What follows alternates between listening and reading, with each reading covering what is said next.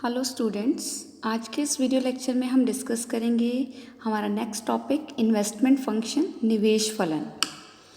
निवेश फलन करने से पहले हम निवेश का मीनिंग जान लें कि what is investment. As we know, किसी भी इकॉनमी में जो आर्थिक विकास है या पूर्ण रोज़गार का लक्ष्य अगर अचीव करना है तो उसके लिए इन्वेस्टमेंट की बहुत ज़्यादा इंपॉर्टेंस है। इन्वेस्टमेंट अगर बढ़ता है इकॉनमी में तो इससे टोटल डिमांड, एग्रीगेट डिमांड भी बढ़ती है और साथ साथ एग्रीगेट सप्लाई में भी इंक्रीज़ होता है। इसलिए पूर्ण रोज़गार का अगर हमने टारगेट अचीव करना है तो उसके लिए इन्वेस्टमेंट एक बहुत ही इंपॉर्टेंट फैक्टर है। एक लेमैन की लैंग्वेज में हम बात करें, जनरल लैंग्वेज में बात करें, इन्वेस्टमेंट का मेन मतलब होता है कि अपने पैसे को किसी भी कंपनी के शेयर या स्टॉक खरीदने में लगा देना जिससे कि आय प्राप्ति की संभावना हो।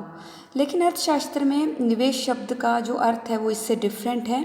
केन्ज ने जो मैंने अभी मीनिंग बताया कि किसी कंपनी के शेयर या स्टॉक खरीदने में पैसा लगा देना, इस तरह के निवेश को वित्तीय निवेश का नाम दिया है, क्योंकि इससे देश में प्रोडक्टिव कैपेसिटी इंक्रीज़ नहीं होती, सिर्फ ओनरशिप में ही चेंज होता है।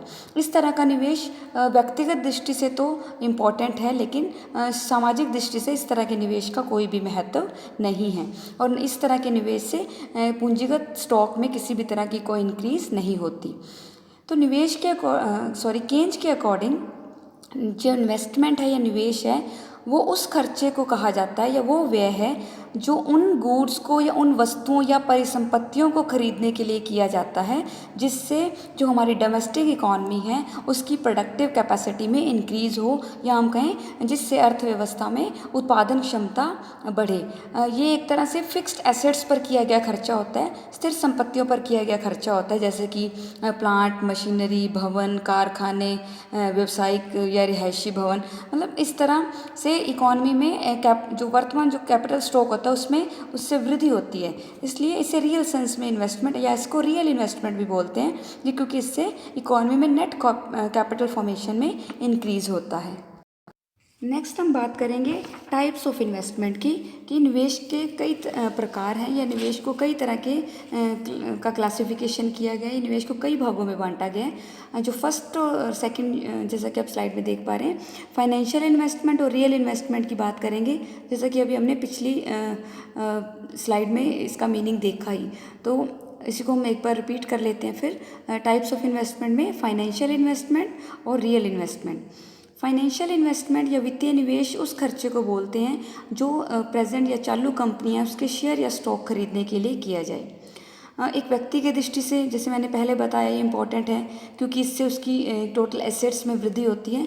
लेकिन टोटल इकॉनमी या होल इकॉनमी के पॉइंट ऑफ व्यू से वित्तीय निवेश का तब तक कोई इम्पोर्टेंस नहीं है जब तक इसे हमारे देश के जो निवासी हैं वो दूसरे विषयों में नहीं करते, जो दूसरे कंट्रीज़ के शेयर स्टॉक खरीदने में नहीं करते, तब तक इस तरह के निवेश की कोई इम्पोर्टेंस नहीं रहती। इसलिए फाइनेंशियल इन्वेस्टमेंट जो होता है उससे इकॉनमी में प्रोडक्टिव कैपेसिटी में इंक्रीज नहीं होता। नेक्स्ट है रियल इन्वेस्टमेंट। वास्तविक निवेश उस खर्चे को बोलते हैं जो उन वस्तुओं को खरीदने के लिए किया जाता है जिससे जो डोमेस्टिक इकॉनमी है उसमें उसकी मतलब समूची उत्पादन क्षमता बढ़ जाए।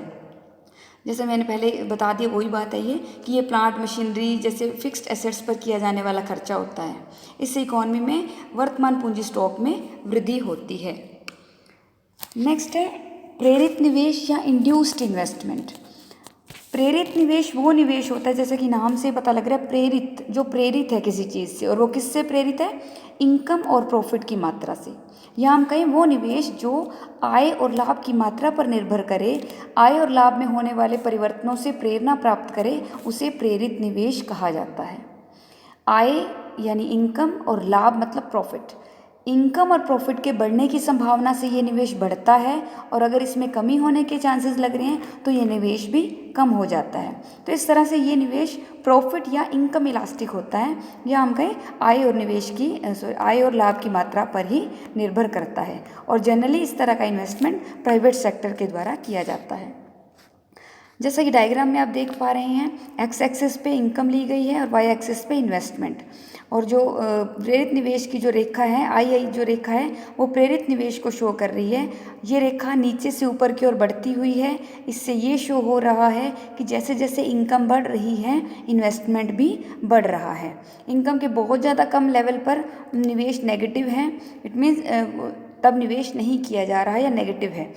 तो इस तरह से जो आई रेखा है वो प्रेरित निवेश को शो कर रही है, जिससे पता चल रहा है कि आय बढ़ रही है तो निवेश भी बढ़ रहा है। नेक्स्ट है स्वचालित निवेश, या इसको स्वायत्त निवेश भी बोलते हैं, ऑटोनमस इन्वेस्टमेंट। स्वचालित निवेश वो निवेश होता है जो इनकम और आउटपुट की मात्रा के स्थान पर और एक्सटर्नल फैक्टर्स पर निर्भर करता है या बाहरी तत्वों पर निर्भर करता है। ये निवेश इनकम इंड्यूस्ड नहीं होता, आय प्रेरित नहीं होता। इस तरह के निवेश को आय में होने वाले परिवर्तनों के आधार पर नहीं किया जाता। इसमें मतलब इस तरह का निवेश आ जाता है कि मान लो कोई नई टेक्निक अपनानी है, नए आविष्कार हैं, उनको लागू करने पर जो खर्चा किया जा रहा है, या इकॉनमी में मंदी और बेरोजगारी दूर करनी है, तो इसके लिए जो खर्चा हो रहा है, जो इन्वेस्टमेंट किया जा रहा है, वो स्वचालित निवेश होगा। जैसे कि डायग्राम में देख पा रहे हैं आप, एक्स एक्सिस पे वही इनकम और वाई एक्सिस पे इन्वेस्टमेंट है। आई रेखा स्वचालित निवेश को शो कर रही है। ये एक्स एक्सिस के पैरेलल हॉरिजॉन्टल स्ट्रेट लाइन है। इससे ये पता लग रहा है कि आय बढ़े या कम हो उसका निवेश पर कोई भी प्रभाव नहीं पड़ता। इनकम चाहे बढ़ती है, इन्वेस्टमेंट का लेवल OI ही यहाँ पे शो किया जा रहा है, मतलब इनकम के कम या ज़्यादा होने पर निवेश में कोई भी चेंज नहीं आ रहा। नेक्स्ट कैटेगरी है private investment and public investment.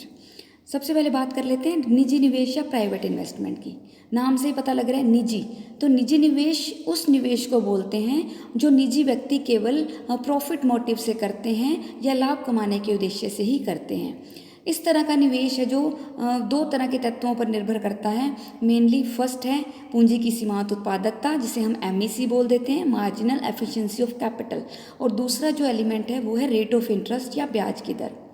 जितनी MEC ब्याज की दर से ज़्यादा होगी तो निजी निवेश ज़्यादा होगा, या जो लोग हैं निवेश ज़्यादा करने के लिए तैयार होंगे, और इसके विपरीत अगर MEC ब्याज की दर से कम है तो निजी निवेश नहीं किया जाएगा।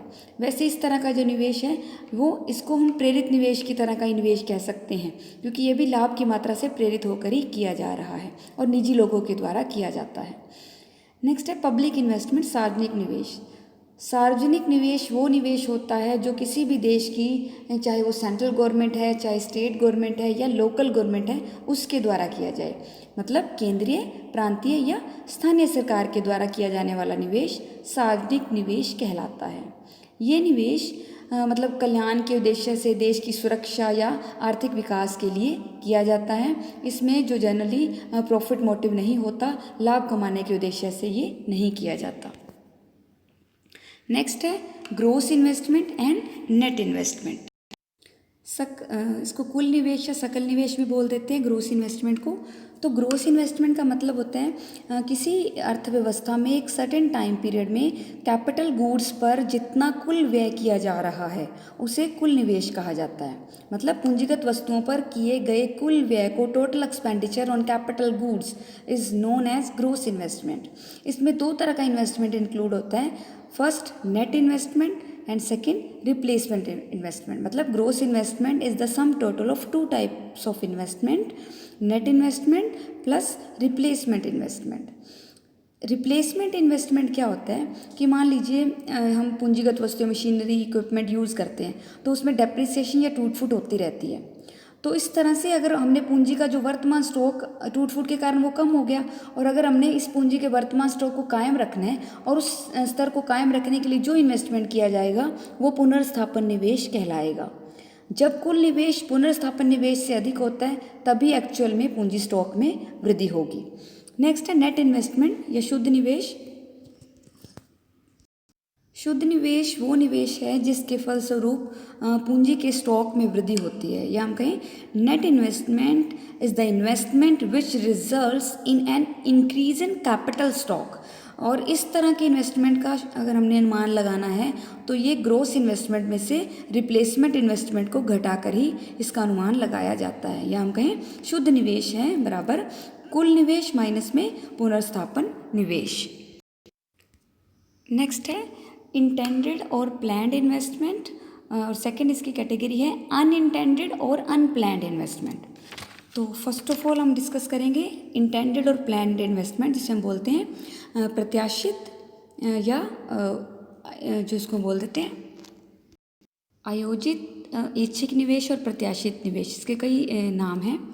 तो जब एक उद्यमी अपनी इच्छा से या एक निश्चित उद्देश्य की प्राप्ति के लिए एक योजना बनाकर निवेश करते हैं तो उसे प्रत्याशित या आयोजित निवेश कहा जाता है, या हम कहें वो निवेश जो एक निश्चित योजना की प्राप्ति के लिए उद्यमियों के द्वारा अपनी इच्छा के अनुसार किया जाए तो उसे ऐच्छिक निवेश या आयोजित निवेश कहा जाता है। अब ये निवेश करने की इच्छा कई कारणों से हो सकती है कि मान लीजिए उद्यमी को पता है उसकी जो कमोडिटी वो बना रहा है उसकी मांग में वृद्धि होने वाली है, उसने मांग में होने वाली वृद्धि को प्री एस्टिमेट कर लिया। अब मांग में होने वाली वृद्धि से लाभ बढ़ेगा, तो अब लाभ कमाने के लिए ही वो निवेश की मात्रा में एक सर्टेन इंक्रीज करना चाह रहा है। तो ये निवेश मांग में होने वाली वृद्धि के पूर्व अनुमान के आधार पर किया जा रहा है, पूरी प्लानिंग बनाकर सोच समझकर एक निश्चित उद्देश्य की प्राप्ति के लिए हो रहा है, तो उसे ऐच्छिक निवेश या प्लान्ड इन्वेस्टमेंट कहा जाएगा। नेक्स्ट है अनइंटेंडेड और अनप्लान्ड, मतलब इसे अनियोजित निवेश और अनैच्छिक निवेश भी बोल देते हैं।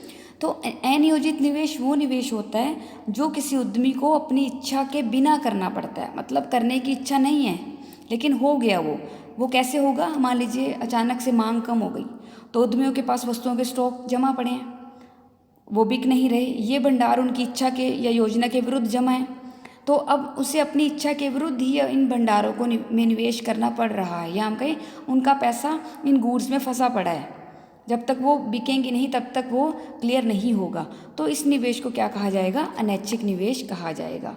तो ये हमने दो कैटेगरीज की बात की कि एक ऐच्छिक निवेश जो अपनी इच्छा के अनुसार योजना बनाकर किया जाए, और दूसरा अपनी इच्छा के बिना जो करना पड़ता है उसे अनैच्छिक निवेश कहा जाता है। Thank you.